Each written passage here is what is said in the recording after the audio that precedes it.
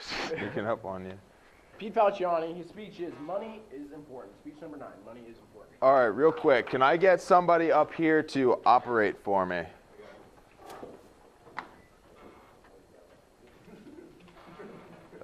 Other one? Yep, that one. And then hit present up there.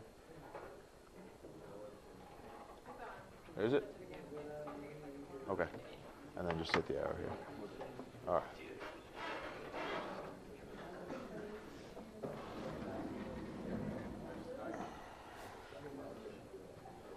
How you doing? You doing well? Just started. Did you? I haven't started yet. I've been resisting. I know it's going to kill me.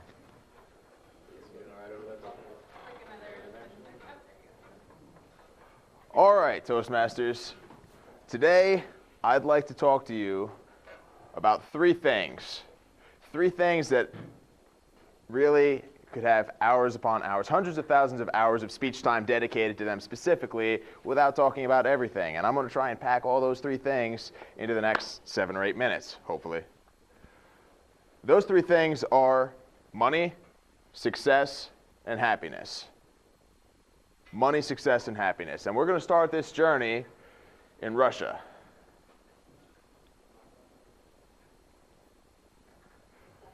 In Russia, as you know, up until 1991, Russia was a leader of the Soviet Union. Russia also happens to be the most resource-rich country in the world. They've got everything. They've got oil, they've got iron, they've got timber, they've got everything there.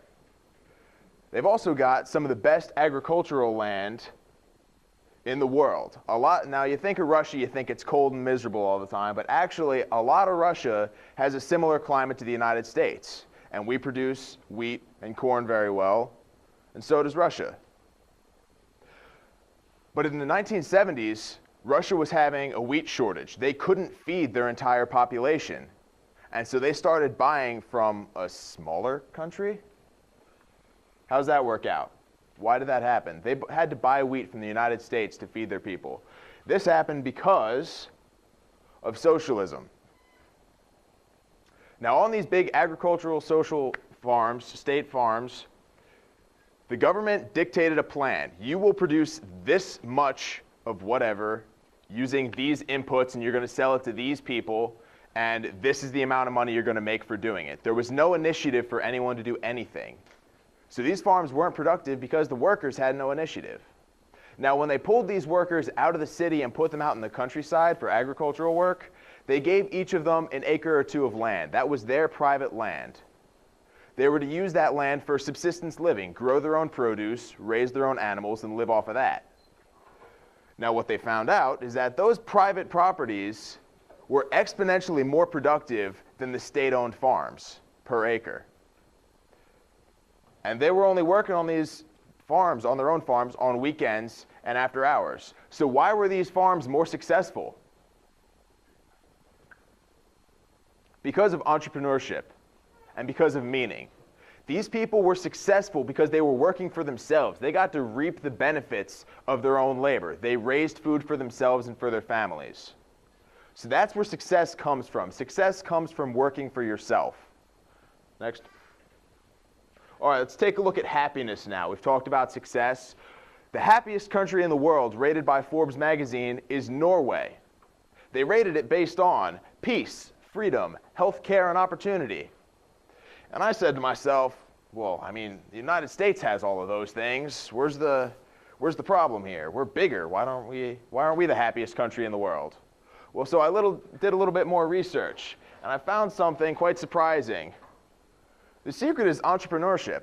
See, there's a lot of small businesses and opportunity to start your own businesses here in the United States, but Norway actually has the most startups in the world. The United States has a lot of people that want to start their own businesses, but in Norway, more of those people actually do start their own businesses. I can't actually prove that that's what leads to the happiness, but that's the conclusion that I've drawn from these statistics. Next. Why don't more people in the United States start their own businesses then? Well, because it's terrifying. Look at those success statistics. These are the top industries and their success rates. If I were to start my own financial, insurance, or real estate business, I have a 58% chance of making it through the first 4 years.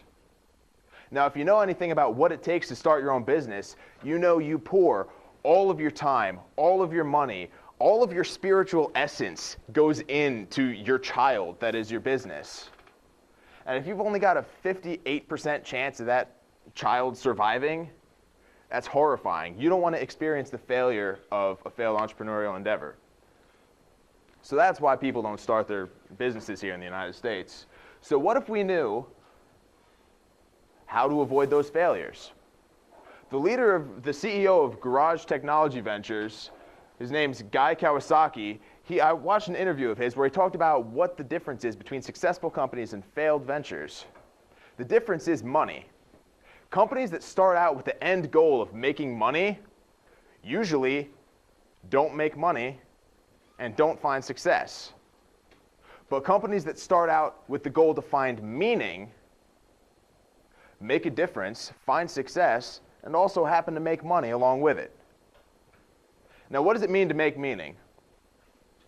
He defines making meaning as creating these three things: increasing the quality of life, righting a wrong, or preventing the end of something good.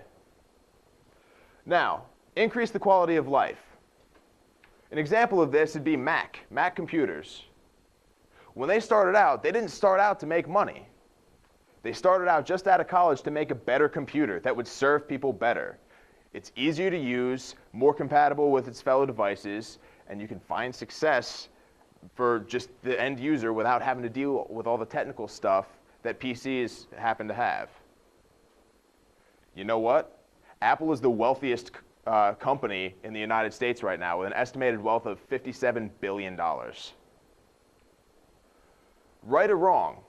There's a guy named Ry Barcott who, when he was an undergraduate at UNC at Chapel Hill in 2001, went to Africa to study how violence in Africa affected children growing up. He ended up in a village called Kibera, which is in the Nairobi province of Kenya. Kibera is the biggest slum in the world. All these little poor shacks, and all the people that live in there sleep either in the dirt or in a dirty mattress that they pulled out of the garbage. There's rivers of refuse and sewage that flow down the streets in this city. And it expands for miles and miles, and hundreds of thousands of people live there. When he was in Kibera, he met a woman with a wheelbarrow full of produce. And he asked her if she would talk with him, and she would. What she did for a living was she bought produce outside of the city, marked the price up by 1 cent, and brought it into the village and sold it. She was barely scraping by. But he talked to her and found out that her goal was to start a clinic. To start a clinic to help people who were sick, to help women who were pregnant, and to just watch out for people. But she didn't have any money to start. Before he came back to the United States, he gave her $20, 20 US dollars, which is several thousand dollars in the Kenyan dollar. And he came back 4 years later to check on her.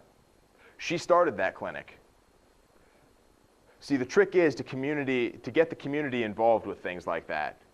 There's a lot of non-government organizations that come in that try and do good for people there, but they don't buy into it. But if it's an organization that's run by locals, for the locals, they buy into it and it's successful. He saw a wrong, and his donation of $20 helped that woman fix it, make it better. And the last thing is prevent the end of something good. A quick example of this is the American eagle. Years ago, they were on the verge of extinction because of DDT. We saw that our symbol of freedom was about to die. We said, nah, I don't think so. So what did we do? We found out what the cause was. We found out the cause was this chemical. We made this chemical illegal to use. We eliminated it from the environment. And we prevented the end of something beautiful, of something good. And with just that little boost from us, the eagle was able to rebuild itself. That's what it takes to not fail. It takes starting a business or starting any endeavor in the pursuit of meaning. Next. So where's money involved? Well, money's important, but just for getting you started, just for that initial push, just that $20, just eliminating that one thing from the environment. If you provide people with that initial start, then they could take it from there. So money's not everything. All money buys you is the opportunity to find a meaning, to find success, to find happiness. And happiness comes from success, not from money. Thank you, Toastmasters.